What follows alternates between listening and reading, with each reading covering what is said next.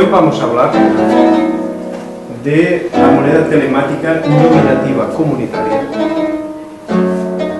y del capitalismo comunitario. Así de entrada os puede parecer un poco extraño, ¿no? Tanto una denominación como la otra. Pero pienso que enseguida vais a descubrir por qué se trata de un descubrimiento o de una creación verdaderamente sensacional, que puede resolver los problemas de esta sociedad, y más hoy, donde vemos que cada vez los ricos son más ricos y los pobres son más pobres, porque hay progreso, pero es un progreso muy desequilibrado. Y claro, si los ricos, por el hecho de ser más ricos, fuesen mucho más felices, pero es que tampoco, entonces ¿de qué sirve este desequilibrio? No sirve de nada. Y en cambio los pobres sí que son más desgraciados. O sea que hay que hacer algo. Y este algo, para hacerlo, esta regeneración de la sociedad, nuestra propuesta es actuar en dos frentes. Hay un frente que es cambiar la estructura social. Y estructura social significa que en la economía el dinero es fundamental, las leyes que condicionan el funcionamiento de toda la sociedad son evidentemente importantes, y tiene que haber un control popular siempre sobre todo el proceso. ¿Por qué? Porque si no hay control popular, enseguida hay algo que se desmanda. En cambio, si todos estamos vigilándolo todo, las cosas pueden ir mejor. Para hacer esto, en el año 1984, sobre ideas que venían ya del año 1926, se fundó Bardina. Y su trabajo está, sobre todo, el trabajo principal en la actualidad es promover la moneda telemática nominativa comunitaria. Pero por otra parte, hay otro frente de actuación. Que la estructura social sea la correcta es indispensable, pero la gente tiene que tener también un comportamiento correcto. Es la suma de las dos cosas que es importante. Y esto, el comportamiento, se arregla solo con educación. Bueno, ya me diréis, claro, ya lo sabíamos, la gente tiene que recibir educación. Pero, ¿educación? ¿Qué tipo de educación? Una educación que haga que todos funcionemos mejor como lo que somos, como una sociedad. Y a esto se le llaman valores humanos. Entonces, hay que promover la educación en valores humanos. Y para esto, desde el año 1996, éramos un grupo de personas, entre ellas Agustí Chaló también, que que arrancamos este proyecto de Ineval, que actualmente es una fundación. Como tal fundación existe desde el año 2000 y estamos dando formación en valores humanos. ¿A quién? Bueno, hay que formar a niños y adolescentes, y en esto hemos trabajado, aunque en lo que verdaderamente más estamos incidiendo es en la formación de empresarios y trabajadores, porque es donde no hay nadie que lo esté haciendo en este sentido, de esta manera. Y luego, a la población en general, porque todo el mundo necesita este tipo de formación. Entonces, cuando hablamos de valores humanos, estamos hablando de la verdad, de la rectitud, paz interior, amor y no violencia. ¿Verdad que os resultan simpáticos? ¿Hay alguien aquí que diga, no, amor, no? O, ¿verdad? No, que a mí lo que me gusta es decir mentirijillas, ¿no? Bueno, a lo mejor hay alguien que por broma le gusta, pero la sociedad no puede funcionar sobre la mentira. La sociedad no puede funcionar sobre la corrupción. Necesitamos rectitud otra vez. Ninguna organización puede funcionar sin paz interior, porque lo opuesto es visceralidad. Y cuando las decisiones se toman con visceralidad, basadas en las emociones, todo va mal. Cuando hay un político que en lugar de darte razones, lo que piensa, lo que procura es mover visceralidad y emociones y tal, sabemos perfectamente lo que pasa. Lo hemos visto recientemente y es muy triste. El amor, no hace falta decirlo. Todos buscamos amor. Claro que el amor es de las cosas más difíciles de definir. Es curioso, pero hay las dos cosas que la gente quiere más, ¿sabéis cuáles son? Amor y dinero. Y ninguna de las dos cosas te la saben definir bien. Y dices, oye, ¿qué es el amor? Sí, Pero una definición es muy difícil. Y del dinero igual. Preguntes a la gente qué es en realidad dinero. Y dicen, bueno, es esto que me saco del bolsillo para ir a la compra, pero oye, no, pero cómo se crea, qué cantidad de dinero hay, cómo se parametriza todo, ni idea. No nos enseñan el dinero en la escuela. Y no nos enseñan el amor en la escuela. Y no hay nada que queramos tanto como dinero y amor. Todos. Es una paradoja muy curiosa y que da mucho que pensar. Y finalmente la no violencia. La no violencia significa a nivel personal el respeto y socialmente pues es la ecología, que es no ser violentos con el ambiente, no ser violentos en nuestras relaciones con los demás, armonía. Hay que sentirse integrado en el mundo y con todos. Y en cambio el amor, una definición: ser abierto, darse sin barreras. La paz interior es estar libre de la influencia de las emociones. La rectitud es hacer aquello que es correcto con eficacia y con eficiencia. No sirve hacerlo mal. Hay que hacerlo, pero hay que hacerlo bien. Y la verdad, pues por lo menos mi verdad, es decir lo que es cierto y que es necesario decir. Si es necesario, porque si no es necesario decir, mejor que te calles. O sea, a veces hay verdades que hacen daño. Si tiene que hacer daño, mejor lo callamos, a menos que sea imprescindible decirlo. Entonces sí lo decimos, pero si no, nos callamos. Bien, pero esta noche, visto esto, lo que vamos a hablar es de la parte social. Es decir, ¿qué podemos hacer para cambiar las estructuras de la sociedad? Y vamos a trabajar sobre la idea esta fantástica de Agustí Charlot, que fundó el Centro de Estudios Joan Bardina en el año 84, con el fin de trabajar de modo serio unas ideas que había propuesto Joan Bardina, que fue un gran pedagogo catalán que nació en 1877. O sea que ya veis que hace realmente tiempo y murió en Valparaíso, ¿no? en el exilio.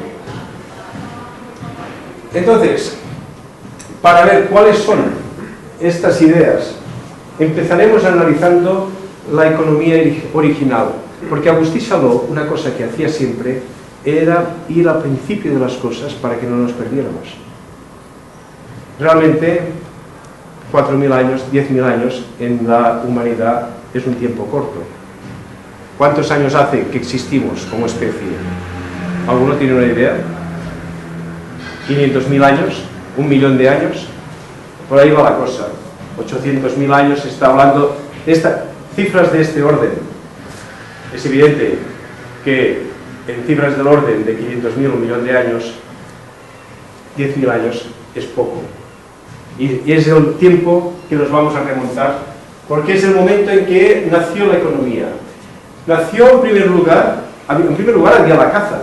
Cuando la gente cazaba, cazas y comes, y todos comían de lo que cazaban, ningún problema. Economía absolutamente comunitaria. Pero luego viene la agricultura. La agricultura nació hace unos 11.000 años. Y agricultura significa que tú plantas y no tienes para comer. Tienes que ir a buscar la comida en otro sitio mientras aquello está creciendo. Y en cambio, el día en que se hace la cosecha, ese día hay un superávit. Hay mucha más comida de la que nos vamos a comer. ¿Qué es lo que haces? La vendes el excedente. O sea, y este tipo de intercambios fue, con la agricultura nació el comercio.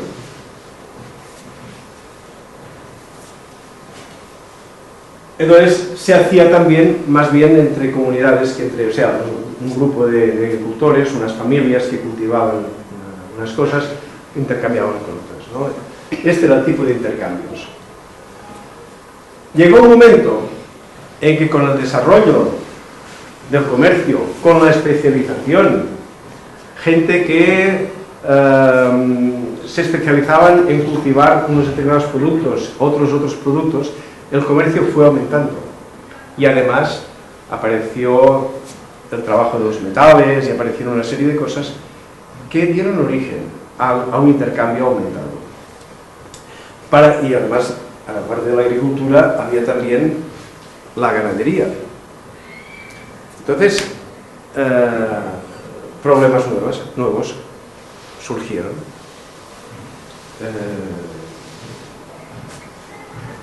Por ejemplo, supongamos un caso que Brawley le quiere vender, le vende 5 cabras a Llorens y me las da a mí para que se las lleve. Me da a mí las 5 cabras, yo soy el transportista, yo le llevo las 5 cabras a Llorens y cuando llego le digo: Llorens, aquí tienes las 4 cabras que te manda Brawley. Y Llorens dice: ah, pues muy bien, aunque me parece que me había dicho que me mandaría 5, pero bueno, me ha mandado 4, pues bueno. O sea, ¿cómo se soluciona este problema? Este problema se ve que es muy antiguo, porque ya tuvieron que inventar un método para solucionarlo. Y el método fue utilizar unos albaranes en los cuales se registraba. Brawley registra en este albarán lo que le está vendiendo a Llorens. ¿Cómo era este albarán? Pues una esfera de barro dentro de la cual se metían unas piedrecitas que representaban, pues en este caso, por ejemplo, las 5 cabras. Entonces, Brawley habría metido las 5 piedrecitas en una esfera. Encima de la esfera pondría su sello, algún sello que pudiera reconocer Llorens y que supiera que esta esfera es la auténtica que realmente ha emitido Brawley. Cuando yo voy y le traigo las 4 cabras, 5, yo le traigo las 4, porque una se ha perdido por el camino, no sé qué ha pasado. Y traigo las 4, entonces el Llorens abre la esfera y dice: oye, que aquí hay 5 piedras, ¿dónde está la 5ª cabra? Ya me ha pillado. O sea que hemos inventado lo que sería el albarán cheque. ¿Por qué cheque? Albarán sí, pero ¿por qué cheque? Porque si entonces Llorens dice: bueno, yo ahora no necesito nada, pero tengo esta esfera que prueba bueno, a ver, esta esfera, Llorens, para explicar las cosas bien, esta hora que borramos, repito, ¿qué es lo que hace Llorens entonces? Toma esta esfera y se la tiene que dar a un banco, es decir, a un testigo de la transacción, y esto se guarda en un lugar donde habrá un sacerdote que hace de banquero y que tiene allí la prueba de que realmente Brawley ha vendido una mercancía a Llorens. Cuando Brawley necesite comprar alguna cosa, puede ir al banco o templo y decir: aquí está la prueba de que yo vendí, por consiguiente tengo derecho a comprar otra cosa utilizando estos recursos. O sea, la prueba, esto por consiguiente es un cheque, es como si estuviese apuntado en una cuenta primitiva, en una cuenta de aquellos tiempos. Pero Brawley se va al sacerdote y dice: oye, ¿te acuerdas que tienes la esfera donde yo vendí las cabras a Llorens? Sí, efectivamente, mira, está aquí en este estante, aquí lo tienes, esta es la tuya. Esa moneda es una moneda nominativa que tiene los nombres de ambos y tiene la transacción. ¿Por qué nos entretenemos en esto? Porque esto fue un sistema que dio mucha paz en el mundo. Durante miles de años hubo mucha paz en el mundo. Las piedrecitas con el tiempo, una piedrecita se llama calculus, y calculi en plural, en latín, y es el origen del cálculo, precisamente porque era para contar, fueron sustituidas hace unos 8.000 años por unas marcas encima de la esfera. Y entonces la esfera ya además pasó a ser una tableta, tabletas con marcas, las tabletas convexas con marcas uniformes, y había nacido la escritura de alguna manera, porque ahora ya se hacían marcas encima del barro. esta moneda que tiene estas cosas es un albarán cheque o una factura cheque, es moneda nominativa. En el Templo Rojo de Sumer todavía hay hoy día las operaciones bancarias durante 200 años, del año 3400 hasta el año 3200 a.C. Esto se ha encontrado. Cantidades enormes de tabletas que pensaron que habían encontrado una biblioteca donde decían, ¿qué literatura encontraremos aquí? Literatura nada, porque todo era ir apuntando cabras, ¿no? O lo que sea.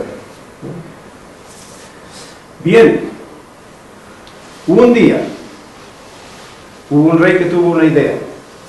Fue decir, podríamos acelerar el comercio si nos dejáramos de tonterías de apuntar el nombre del uno, el nombre del otro y poner las marcas. Y en lugar de esto, lo que hacemos es para cada transacción, contra la transacción, das algo pequeño pero que tenga un valor. Y cortando lingotes de oro, pues se usó el oro es una cosa que se admite que tiene un valor porque es bonito, porque no se oxida, pero siempre está allí, bueno, pues tiene un valor. Si a la gente le gusta algo, automáticamente tiene un valor. Entonces, se sustituyó la moneda nominativa por el oro y la plata.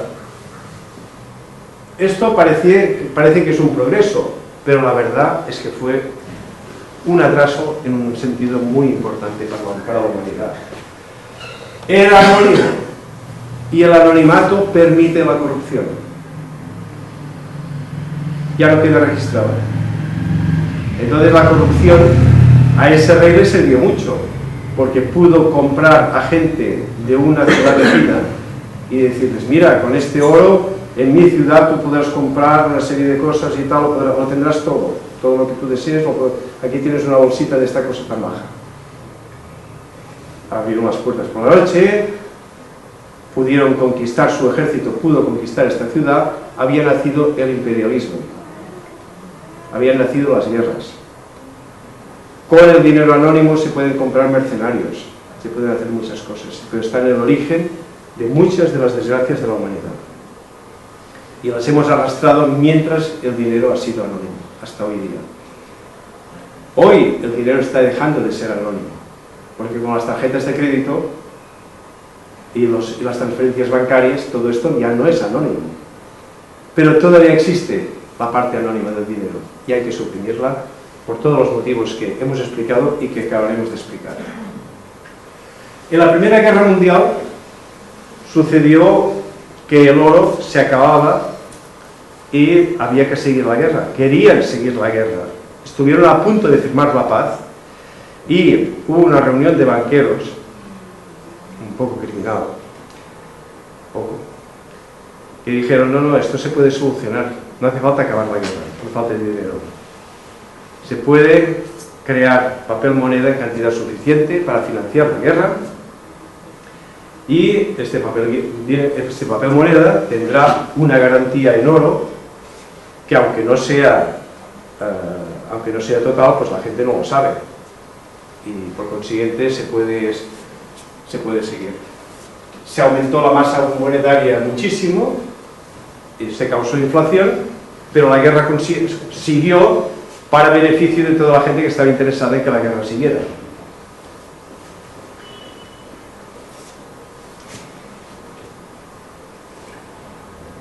Y llegamos al punto en que en el año 1971 el presidente Nixon de los Estados Unidos desvinculó totalmente ya el dólar del valor del oro.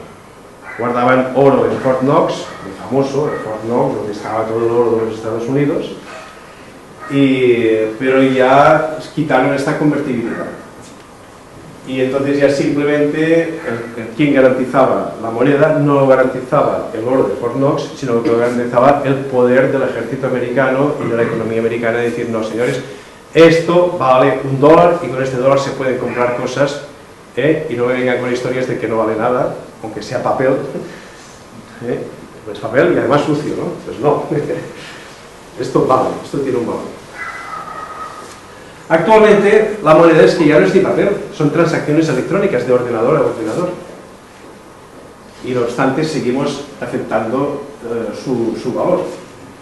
El problema es que ahora además, para crear dinero, ya no hace falta, porque primero necesitábamos oro, ir sacando más oro y conseguir más oro para tal. Luego ya el papel, oye, es imprimir. Ahora no hace falta ningún trabajo, ni imprimir ni nada. El dinero se crea con una facilidad tremenda. Basta con que tú pidas un crédito y en ese momento estás creando dinero. El dinero lo estás creando tú, ni lo crea el banco ni siquiera. El hecho de pedir un crédito, en el momento en que te lo conceden, se ha creado dinero. ¿Por qué se ha creado dinero? Porque el dinero en realidad, porque decíamos antes que la gente no sabe lo que es el dinero en realidad es una promesa de utilidad futura. Promesa de utilidad futura. Que te da, al que promete, le crea una obligación y al que recibe la promesa le da un derecho. O sea, se crea una obligación y un derecho en ese momento. Entonces, claro, cuando tú pides un crédito, estás prometiendo que lo devolverás. Y además te estás comprometiendo con tu casa, con tu coche, con lo que sea. O sea, que lo estás garantizando además. Se ha creado dinero en ese momento porque has hecho una promesa, que es la misma promesa que te hace el Banco de España cuando dice el Banco de España ha pagado al portador tanto, te está haciendo una promesa. ¿Sí? Es lo mismo todo.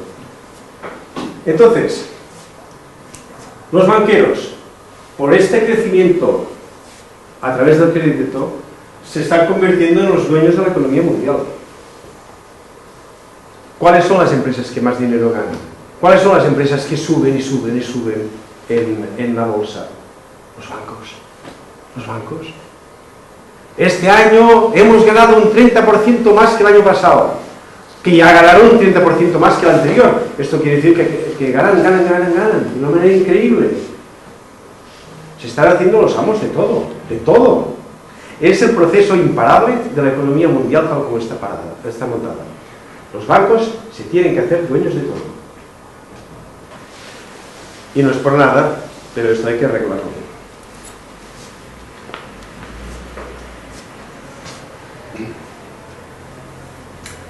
Marx descubrió una anomalía. ¿Alguien se acuerda en qué consistía la anomalía que descubrió Marx? Supongo que todos os acordáis que era que para fabricar un producto necesitamos elementos, ¿no? Determinadas materias primas, componentes o lo que sean. Necesitamos además unas máquinas, casi todo se hace hoy día con máquinas, necesitamos unas máquinas que alguien las tendrá que comprar, alguien tiene que invertir, un capitalista, alguien pondrá su dinero, que además pondrá la fábrica y tal. Necesitamos además a alguien que trabaje los materiales y que, o sea, necesitamos un trabajo, unos obreros. Bien, el producto está acabado, lo vendemos y de la venta sale una plusvalía, o sea, se vende a un valor muy superior al valor del trabajo y del valor de los componentes y de las materias primas que han entrado ahí y de la amortización de las máquinas. ¿Quién se queda con esta plusvalía? Se la queda únicamente el capital. No se reparte entre todas las personas que han intervenido en el proceso, sino que se atribuye únicamente al capital. Esto es anómalo. Claro que se pueden hacer las cosas. Dice, oye, las reglas del juego serán estas, y lo hacemos así. Bueno, está como estamos. Pero no va bien. ¿Por qué? Porque hay unas personas que se enriquecen demasiado, y las otras pues simplemente van tirando. Y esto no es bueno. No es bueno para la economía, no es bueno para la sociedad, y no es bueno para la economía, como veremos después. Lo conveniente para la economía es que todo el mundo tenga dinero y que todo el mundo compre cosas. No le interesa, ni al riquísimo le interesa que la gente no tenga dinero. Lo bueno es que todo el mundo pueda comprar y todo el mundo... Esto es lo que mueve de verdad a la sociedad. Por consiguiente, es en este sentido que decimos que es un mal sistema. No hace falta recurrir a la lucha de clases. Económicamente no es bueno.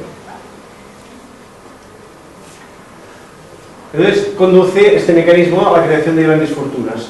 Claro, las grandes fortunas son tan grandes y se vuelven tan grandes que cada vez pueden controlar más la economía. Y esto ya no es que no sea bueno, es que es malísimo. Porque puedes influir sobre el valor del dinero a través de la inflación, cuando creas dinero, como hacen los bancos, o puedes influir sobre el valor de las cosas, especulando. Tengo tanto dinero que empiezo a comprar petróleo, a comprar petróleo, a comprar petróleo y lo guardo. Claro, el petróleo sube de valor, porque si hay escasez, el precio sube. Y como que lo he guardado, resulta que aquello que he guardado vale más ahora. Me estoy haciendo rico simplemente comprando, simplemente porque soy rico y tengo este poder de compra, me estoy haciendo más rico. Es normal. Y claro, esto lo puedo hacer incluso con el propio dinero. Si compro divisas y tanto dinero tengo, tanta capacidad de compra tengo, que compro mucho de una divisa, esa divisa sube de valor. Es lo mismo. Es el mismo proceso, ¿no? Y cuando me interesa, pues la vendo. O vendo una cantidad de golpe que la hace caer, etcétera. Y con esto me sirve para lo que me sirve. Bien, son juegos. A las personas, en realidad, los mamíferos jugamos. Cualquier mamífero que veamos le gusta jugar. Pero hay que jugar sin ser animales, es decir, jugar sin perjudicar. Jugar sin perjudicar. Y hay juegos de estos que a lo mejor son muy divertidos para el que tiene tanto dinero y dice, mira, mira qué estoy haciendo, mira, mira, mira, tal. Pero estás perjudicando a millones de personas. Y esto hay que corregir, por el bien de todos. El equilibrio del mercado. Claro, cuando los gobiernos controlaron la economía y controlaron la creación de dinero, pasó lo que pasó en la República Alemana de Weimar, que quizá conocéis. En la República de Weimar la inflación se disparó de una manera galopante, porque el gobierno dijo, caray tú, esto de fabricar papel moneda, esto es estupendo, más necesito, más fabrico, pero desconociendo las leyes que regulan el dinero, que no tenían ni idea en aquel momento, que es que el volumen total de transacciones tiene que ser exactamente igual que el volumen de dinero. Si hay más transacciones que dinero, si falta dinero, automáticamente el valor del dinero sube. Y si hay más dinero que transacciones se realizan, el valor del dinero cae. Claro, si hay más dinero, quiere decir que con más dinero el valor cae, esto es la inflación. Y la inflación empobrece a todos, porque si yo tengo dinero en el bolsillo y me está bajando de valor sin que me lo gaste, me estoy empobreciendo a lo tonto. Entonces, los alemanes sobre todo, que se empobrecieron con esa inflación, exigieron la creación de mecanismos que impidieran esto. Y el mecanismo fue pues, un banco central que controlara la economía, que controlara el volumen total de la masa monetaria. Y lo intentan, lo que pasa es que solo más o menos, porque como que la moneda es anónima, no se sabe exactamente qué cantidad de moneda hay. No se sabe. La moneda en circulación exacta no la sabe nadie. El Estado tiene menos poder ahora, pero la banca privada sigue teniendo. Los especuladores lo tienen todo. Esto es un ejemplo de Banco Central del Banco de España. El Banco de España es un banco central, tiene oro. El oro del Banco de España representa más o menos el 8% de los euros que están en circulación, pero tiene una cobertura suplementaria que es la moneda extranjera que tiene. La moneda extranjera que teóricamente representa oro en otros países. O sea que la cobertura total de oro, o cosas parecidas, que tiene el Banco de España sobre los euros en circulación es del 15% en estos momentos. Bien, es siempre instructivo ver lo que dicen las cuentas del Banco de España. Y llegamos a la mejor solución para todo este estado de cosas, que es la propuesta de Agustí Chalaux de Subirà, un catalán de origen francés, pero nacido en Barcelona en el año 1911 y fallecido pues hace, para desgracia nuestra, de los que éramos amigos suyos, pues hace solo unos cuantos meses, un poco más de un año. ¿Cuál fue la idea de Agustí Chalaux? Que aquí le veis en esta fotografía. Un hombre súper inteligente. Su idea es volver a la moneda nominativa, a aquella que había dado tantísimos siglos y siglos de paz al mundo. Aunque fuera un mundo menos desarrollado que el actual, pero había paz y las cosas funcionaban bien porque no había corrupción y no había todos los problemas que conocemos actualmente. Volver a la moneda nominativa. el papel moneda anónimo tiene que ser sustituido otra vez por un documento que refleje la identidad del comprador y del vendedor, y además que contenga de lo que se trata la transacción. Es decir, en realidad lo que estás haciendo cuando vas con una tarjeta Visa y compras que tienes comprador-vendedor, eso lo hemos visto antes. Cada unidad monetaria tiene su valor y a quién pertenece en un momento dado. Las transacciones, por virtud de las facturas cheque, porque esta moneda él le llamó la factura cheque, aumenta la cuenta corriente del vendedor y rebaja la del comprador. El nombre de factura cheque, ya lo habéis visto, viene de que es un albarán cheque o factura cheque. Un albarán porque refleja la cantidad y la transacción exacta. ¿Qué es lo que sucede? Que hasta hace poco esto era muy difícil de realizar. El hecho es que antes era necesario pensar únicamente en un soporte de papel o cosas parecidas para hacer la factura de cheque.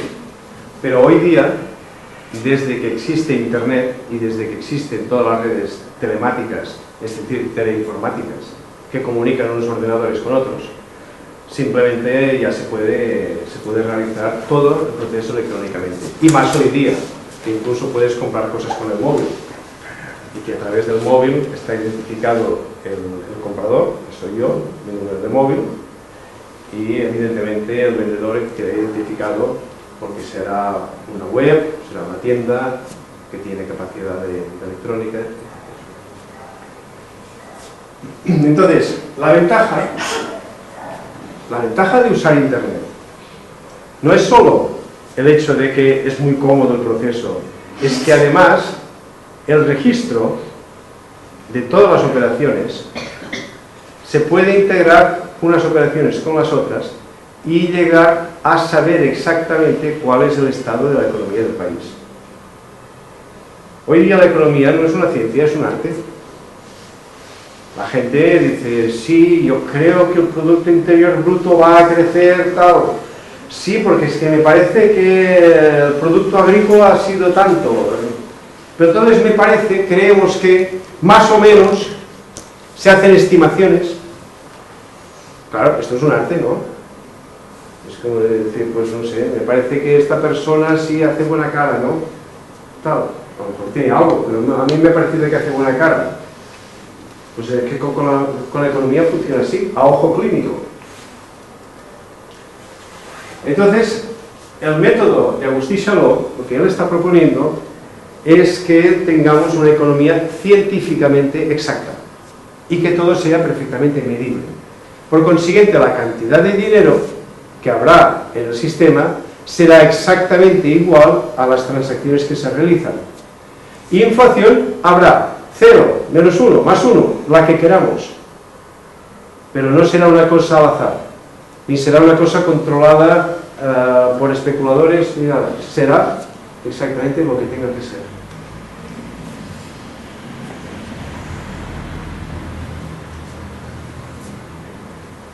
Otra cosa importante de su propuesta es el rol de la comunidad de los ciudadanos. Se refuerza en su propuesta, todos nosotros, los ciudadanos, que formamos la comunidad, tenemos un papel muy importante en el control de todo el sistema y de una manera muy precisa.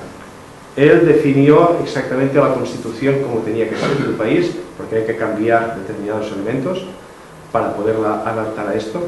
No es ningún cambio grandioso ni dramático, son pequeños detalles que nos permitirían llegar a esta situación verdaderamente deseable. Hay una cuestión que es la información. A veces la gente me dice, oye, pero es que a mí no me gusta que me controlen. Y usted me está hablando de que me van a controlar cada compra que yo voy a hacer. Oye, hijo, pero no es lo que te está pasando en realidad. Todo lo que tú compras, el recibo de la luz, al banco. El del gas, al banco. El alquiler, al banco. Compro una casa, al notario y al banco, todo está registrado. Sí, pero es que en la casa yo ha habido una cantidad que le he dado bajo mano y esto no lo ha visto nadie. vale, ¿esto lo queremos de verdad? O sea, ¿por qué has hecho esto? Para pagar menos impuestos.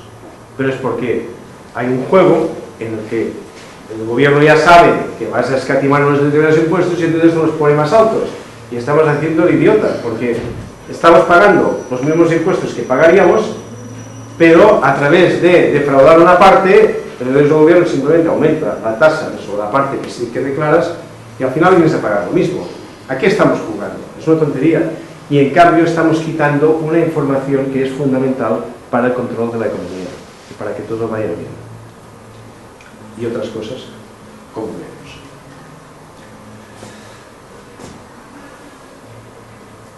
La información ahora la tiene el banco, la tiene el Visa, la tiene Mastercard, la tiene el gobierno. Pero nosotros, ¿qué información tenemos sobre lo que hace Visa, sobre lo que hacen los señores de Mastercard, sobre lo que hace el gobierno?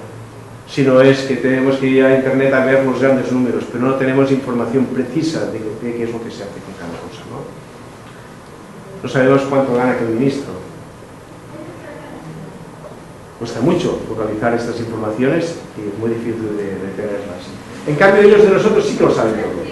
Es decir, nos encontramos en una situación de que la información que queremos que nos sepan de nosotros, la saben, somos nosotros quienes no lo sabemos. O sea que no tengamos miedo de dar estas informaciones, porque realmente lo que hacemos es hacer más transparente todo el sistema, pero transparente de una manera inteligente. Es decir, que lo sepa el sistema, pero que los individuos no lo puedan saber. Que yo no pueda saber lo que tú estás ganando o lo que tú estás haciendo con tu dinero, porque no tengo por qué. Pero si tú algún día has cometido un acto que alguien pueda pensar que es delictivo y se te denuncia, la justicia sí que podrá investigar exactamente qué es lo que tú has hecho. Y esto es importante, porque la justicia entonces funciona con todos los datos que necesita y se puede descubrir la verdad de los hechos. Si lo que se ha hecho es realmente una cosa que estaba mal hecha, por ejemplo corrupción, por ejemplo comprar a un asesino, que es una cosa que no hay que hacer nunca, pues si alguien ha comprado a un asesino, se podrá saber. La justicia, que es quien tiene que saber, no lo sabrá. No lo sabrá Pepito, no lo sabrá Juanito, pero la justicia sí que lo sabrá.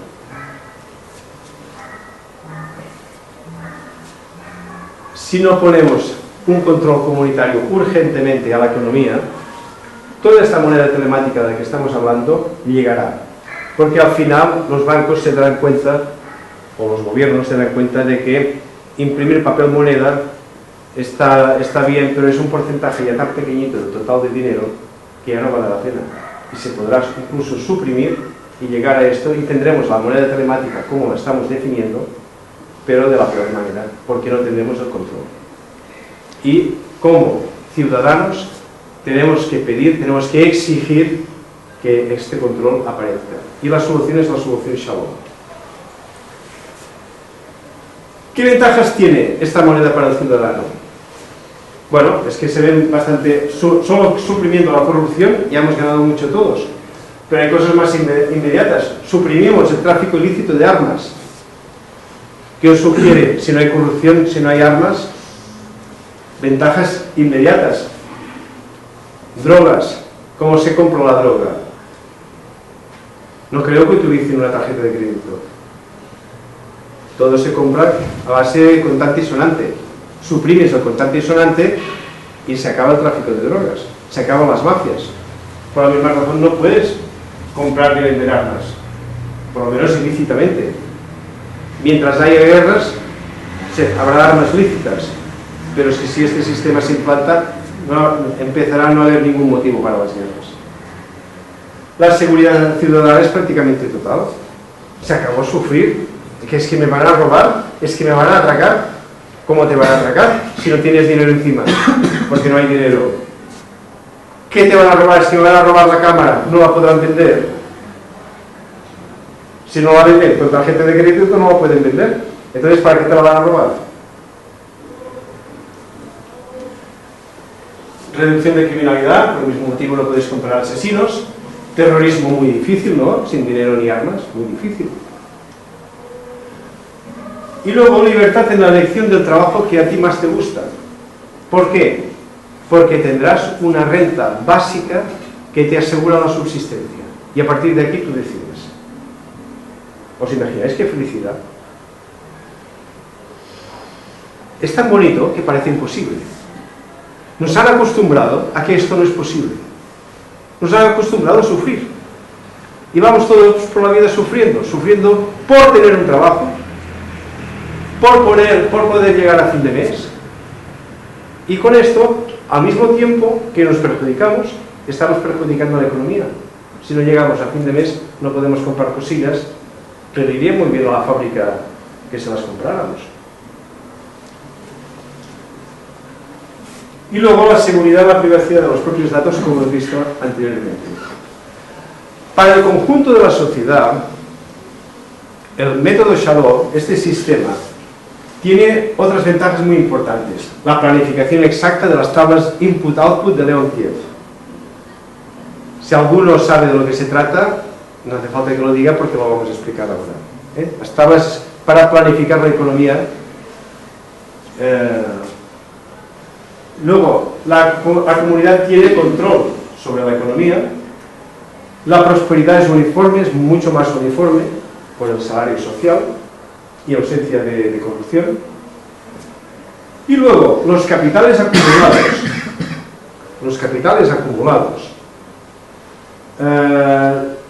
no son capturados por los que tienen más dinero, sino que se reparten entre la población. En este momento esto os tiene que sonar raro, tal como lo he dicho, pero pienso que lo vais a entender en un momento. Y finalmente la justicia tiene acceso a los datos de los delincuentes, como también acabamos de ver. O sea que, ventajas para el individuo y ventajas para la sociedad. ¿Qué son las tablas de input-output de Leontief, de Vasily Leontief? Es lo que utilizan los gobiernos y los economistas en todo el mundo para intentar entender la economía, para intentar definir qué cantidad de dinero es necesaria. Una tabla de input-output, en el input, quiere decir los recursos que entran, materias primas, por ejemplo, los recursos que entran en la producción. Y el output es lo que sale de la producción. Claro, esto es muy complejo, porque cada fábrica es a su vez proveedora de otra fábrica. Entonces, las tablas de input-output son muy complejas. Pero informáticamente, con la economía toda informatizada, esto es muy fácil de hacer. La Unión Soviética, a través de los planes quinquenales, los Gosplan, intentaba planificar esto y hicieron un trabajo muy grande, pero ellos tenían también moneda anónima y su economía no era perfectamente regulable, era muy difícil de llegar a planificarlo todo y por esto en buena parte fracasaron. Pero hoy día se puede hacer esto de la manera perfecta. La tabla de destinos o de usos tiene los destinos a precios básicos, más unos ajustes y tal, ¿no? Por ejemplo, esta es la tabla de Leontief de Cataluña, que todo el mundo la puede consultar aquí en la Generalitat. Este es el IDESCAT, es el Institut d'Estadística de Cataluña. Ellos mantienen las tablas de Leontief de Cataluña, como mantienen las tablas de todo lo que de este país, ¿no? Cuando alguien me dice, oye, esto de la renta básica, ¿estás seguro de que no es una estupidez? Porque ¿cómo vamos a dar dinero a la gente que no trabaja? Pero la renta básica es esto, aunque no trabajes, yo te doy dinero para que llegues a fin de mes. Y por lo menos, oye, puedas comprar comida y tengas un techo. Esto es la renta básica. Sí, pero yo no tengo trabajo. Pues es igual, toma. Como el seguro del paro, pero siempre y para todos. ¿Tiene sentido esto? Pues tiene muchísimo sentido. Vamos a demostrarlo. si estamos de acuerdo en que las fábricas cada día están más robotizadas, cada día son más automáticas, podemos llevar esta situación a su límite. Imaginemos que ya todas las fábricas están robotizadas en todo el mundo. No hay ni un solo trabajador que trabaje en las fábricas y que por consiguiente que cobre un sueldo. En los servicios, lo mismo. Si ahora ya la gente, ya las tiendas, imaginemos, han cerrado porque se compra todo por internet. Ya no hace falta. O sea, la mayoría de la gente de este planeta a la calle, sin trabajar. Oye, ¿a quién le colocan los productos las fábricas? ¿A quién se los colocan? Si nadie tiene dinero porque nadie está cobrando un salario. ¿Verdad que hemos llegado a un absurdo? Este absurdo demuestra que es imperativo llegar a la renta básica. Es imperativo hacer que la gente tenga dinero para comprar, para que la economía siga circulando, el dinero siga circulando y todo funcione. Pero es que, además, es muy fácil. No es una cosa que sea nada complicada. Lo vamos a demostrar. Esto es lo que acabamos de decir. Que hay que dar dinero a los ciudadanos aunque no trabajen. Entonces, ¿quién fue el primero que tuvo esta idea? Pues hace tanto tiempo como en la segunda mitad del siglo XIX, Otto von Bismarck, el canciller de hierro de Alemania, el gran canciller, tuvo una serie de ideas. Él no era socialista, ni mucho menos, era un noble. Pero von Bismarck era una persona muy inteligente y había aparecido la socialdemocracia en Alemania.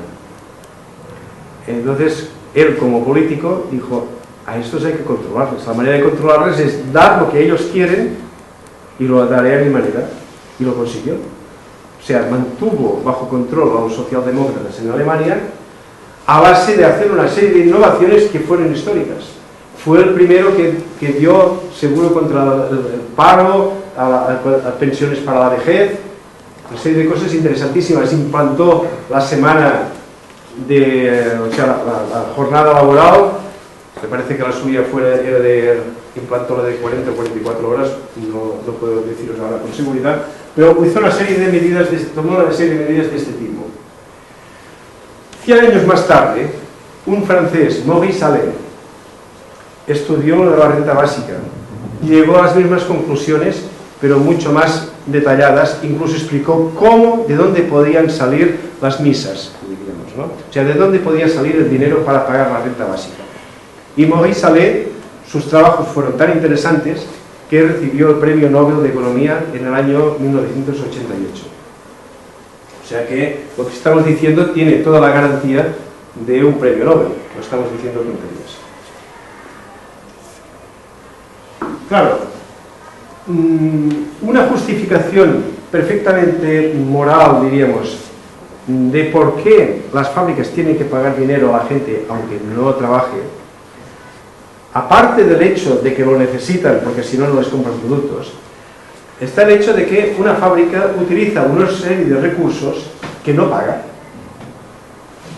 Por ejemplo, una fábrica de automóviles utiliza ruedas, ¿no? Un automóvil tiene 4 ruedas. El empresario puede decir, yo es que he pagado el hierro de las llantas, es que he pagado el caucho de los neumáticos, bueno, compro los neumáticos que nos hace una fábrica de neumáticos. Sí, pero ¿y esto de la rueda? Te habrá costado mucho dinero, ¿no? Inventar esto de la rueda, porque claro, es una gran idea, ¿no? Que la fricción es muy baja, porque gracias a las ruedas. No, esto ya viene de antes. Ah, viene de antes, ¿no lo has pagado? Viene de antes. Y este tío que tienes aquí, tienes un diseñador muy listo, ¿no? Que fíjate qué dibujos hace y tal. ¿Vale? Este diseñador es buen diseñador porque en su familia su padre ya era diseñador y de él aprendió tal. ¿Esto se lo has enseñado tú, todo esto? No, yo no se lo he enseñado. Él ha ido a una escuela, su familia, la sociedad le ha enseñado. Utiliza lápices, ¿quién ha inventado este lápiz? ¿Lo has inventado tú? No. O sea, hay una enormidad de cosas. La inmensa mayoría de las cosas que utiliza la fábrica no las paga. Los camiones pasan por una carretera que está amortizada desde hace no sé cuántos años. que no la está pagando vía impuestos, porque esa carretera vía impuestos a lo mejor paga otra cosa, pero no esa carretera porque está súper amortizada. Y en cambio sus camiones la están utilizando. Es decir, hay unos bienes sociales que de alguna manera el empresario tiene que pagar. Y esto lo puede pagar muy cómodamente y además muy indoloramente a través de un impuesto que es el mismo impuesto que puede servir para toda la sociedad, es decir, un impuesto sobre las transacciones. Sobre cada transacción aplicamos, igual que hay un IVA, igual que antes había el impuesto de tráfico de empresas, pues estas transacciones que un impuesto automático que se recoge en el momento de la transacción por los ordenadores, y aquí no ha pasado nada, funciona todo, y ese dinero luego se puede reutilizar para dar esta renta básica. Claro, de estos recursos sociales no es justo que se beneficie exclusivamente un particular, como puede ser el fabricante, sino que es necesario que se beneficie todo el mundo. Vamos a ver entonces qué fuentes de recursos hay para la renta básica. El ahorro en la recaudación de impuestos. Inspectores, ¿qué quieres inspeccionar? Si todo se hace automáticamente por el ordenador, no hay nada que inspeccionar. Y se sabe exactamente, además, una tasa muy sencilla y muy fácil de aplicar. Ahorro de policía. Si no hay delincuentes, ¿para qué necesitamos policía? Bueno, alguno, pero poca cosa. Todo el capital existente se transforma en capital productivo, no hay bolsas de atesoramiento. Aquello de poner, guardar en la cómoda el dinero por si algún día se necesita, este dinero se convierte en improductivo. Nada de esto, todo es productivo porque todo está en el circuito. Los ahorros de los ciudadanos los utiliza la comunidad de modo productivo. Paraísos fiscales, pues ¿cómo y para qué? Imposibilidad de evasión de impuestos. Todo esto son fuentes tan enormes de recursos que nos dan de sobra para la renta básica. Hasta el punto de que estamos convencidos de que la presión impositiva media sería más baja a pesar de darle dinero a todo el mundo. Es cuestión de hacer números, pero esto se ve que puede salir así perfectamente. Y en cualquier caso es imprescindible, como hemos visto. Para llegar a este punto hay una infraestructura que ya tenemos. Para conseguir que el proyecto Shalom sea una realidad, hay una infraestructura que ya está disponible. Una red informática que es Internet. Tenemos terminales punto de venta, como para las transacciones. Tenemos tarjetas de crédito, tenemos móviles. Hay entidades bancarias. Hay una justicia que es independiente, como la exige el sistema. Además tenemos democracia, es decir, el pueblo, la comunidad, ya tiene un cierto control de las cosas. Hay que mejorarlo mucho, pero ya existe algo. Por lo menos la democracia nos permite pensar en hacer esto. Y la democracia nos permite ahora estar discutiendo de esto. Hemos ganado mucho. Existen notarios y existen auditorios y censores jurados de cuentas. Hay gente que se fía más de un notario que de un juez. Y esto en base a la experiencia, porque dice, oh sí, hubo un juez que juzgó mal un determinado caso, pero en cambio los notarios pues se limitan a registrar y normalmente son muy fiables. O sea que me refiero a que hay una serie, la comunidad de los ciudadanos tiene personas, elementos muy fiables como para llevar a cabo un control de un sistema como el que estamos proponiendo. Se trata de perfeccionarlo. ¿Qué nos hace falta? Bien, necesitamos una nueva Constitución, la Constitución Shalom, porque evidentemente estas cosas habrá que meterlas en la Constitución. Y Agustí Shalom esto lo estudió con tanta perfección, dedicó muchísimos años de su vida, un cerebro como el suyo dedicado a estudiar esto, estudió hasta los mínimos detalles. Tenéis que consultar sus obras porque lo encontraréis todo allí. Un gobierno fuerte y valiente para implantar el sistema. puede decir, uy, pero es que el que intente montar esto lo van a matar. Como mataron a Kennedy, como matan a toda la gente que quiere hacer alguna cosa interesante. Bueno, a lo mejor no lo matan si es muy rápido. Porque si es muy rápido en implantar el sistema, entonces ya no puedes pagar a gente para que le maten. O sea que el propio sistema tiene sus seguridades en sí mismo, ¿no? Una justicia independiente del gobierno, habría que hacer una determinada reducción de atribuciones del Ministerio de Justicia para que la justicia sea aún más independiente de lo que lo es hoy día. El Banco Central, es decir, el Banco de España en este caso, o el Banco Europeo, tiene que tener un control y una gestión realmente comunitarios. No, esto no puede ser privado. Un Banco Central nunca puede ser privado. Parece ser que en Estados Unidos es privado, que no sé cómo se lo han montado así. Nunca puede ser privado, sino que tiene que ser un control y una gestión realmente comunitarios. La infraestructura telemática debiera ser doble o triple, mejor triple. ¿Para qué? Para que no se caiga. Oiga, es que ha caído el sistema. Ha caído el sistema y no puedo comprar el pan. Puede ser esto. Tiene que estar bien resuelto y no ser manipulable. Si el sistema es doble o triple y los controles son múltiples, pues no podrá ser manipulado. Y el control, pues que lo haga la justicia y además, pues más gente. Cuanta más gente esté controlando, mejor. Cuando hay uno solo que controla, el dictador, por el bien del pueblo, hace cualquier cosa. Pero si hay mucha gente que está controlando, entonces ya la cosa funciona bien. Ya no hay peligro. Hay una innovación técnica posible.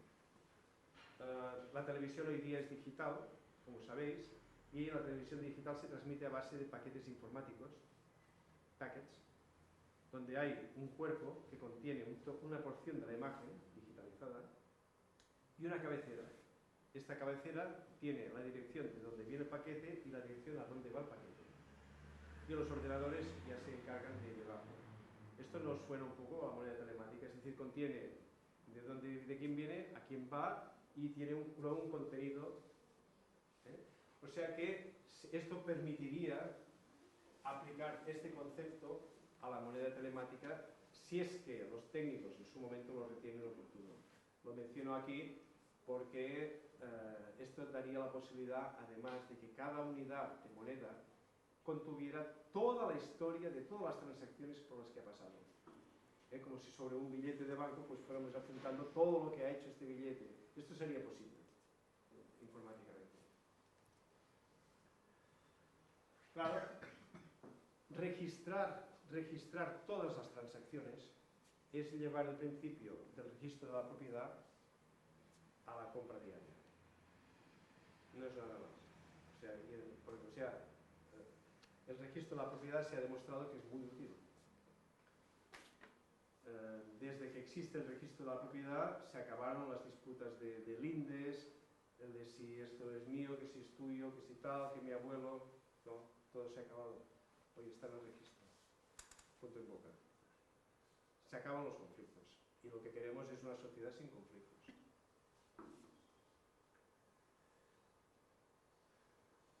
La propuesta de Agustí Charlot representa la gran superación de un conflicto que tenemos desde hace miles de años. El cristianismo, en su momento, la Revolución Francesa, en el suyo,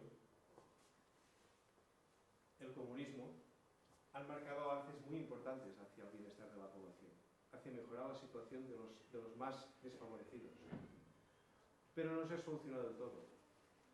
Hoy día el capitalismo liberal también ha aportado avances.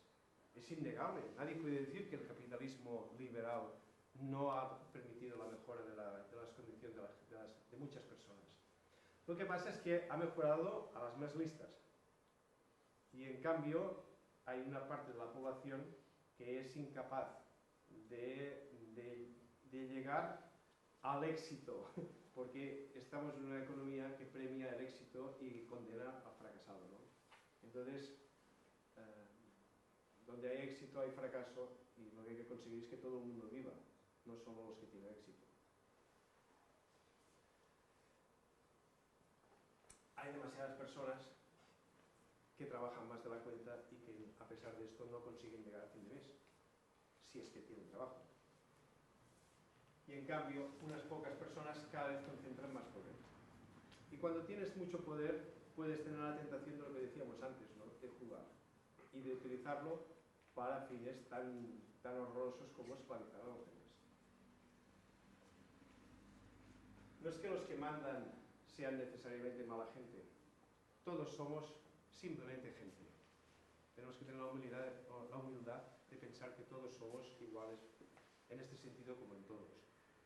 Pero si los mecanismos sociales favorecen el que uno se enriquezca y más y más y más y más, pues llega un momento en que la gente hace disparates. Pero es el mecanismo social el que hay que corregir, y en eso es en lo que estamos. Entonces, el capitalismo comunitario de Agustí Charlot representa la superación final de la dialéctica entre el capitalismo y el comunismo. Esto que ha marcado todo el siglo XX ha estado marcado por esta dialéctica. Yo pienso que ha sido lo más importante del siglo XX, ha sido comunismo-capitalismo. Que era un intento de superar, de conseguir mejorar la situación. Y no se ha conseguido. O sea, se han conseguido cosas, pero no, la solución final tiene que venir, pensamos nosotros, estamos convencidos, por la propuesta de Agustí Charlot. Que, en resumen, lo que propone el capitalismo comunitario es extender la trazabilidad documental a todas las transacciones, no solamente las del registro de la propiedad. Trazabilidad documental, que además es una cosa que la ISO 9000 es lo que está marcando para todas las empresas. Todo el mundo intenta conseguir la trazabilidad en todo. Y en una empresa te dicen que no puedes hacer ni tomar un taxi si no tienes el recibo del taxi. ¿Es verdad o no? O sea que la trazabilidad la imponen las empresas para sí mismas, pero hay que llevarlo a toda la sociedad y para todas las operaciones. Queremos esto. Bajo control público de la comunidad. No de cualquier manera, no bajo el control de unos pocos, sino bajo el control de toda la comunidad, con la finalidad de pacificar la sociedad, sin robos, sin crímenes, sin terrorismo. Con la finalidad también de garantizar el valor ético de los gastos y de las inversiones, de regular científicamente la economía y, finalmente, de asegurar una renta básica para todos. Los objetivos son claros, el camino no es complicado, es mucho más sencillo de lo que podemos pensar. Podéis encontrar todos los detalles en la web de Bardina, en www.bardina.org o simplemente bardina.org, donde hay la bibliografía de Agustí Charlot, y además encontraréis una película que lo explica. Es una película de Luis María Xirinacs, donde habla Luis María Xirinacs, lo está explicando, porque él participó muy activamente también en el proyecto junto con Agustí Charlot, estuvo muy interesado.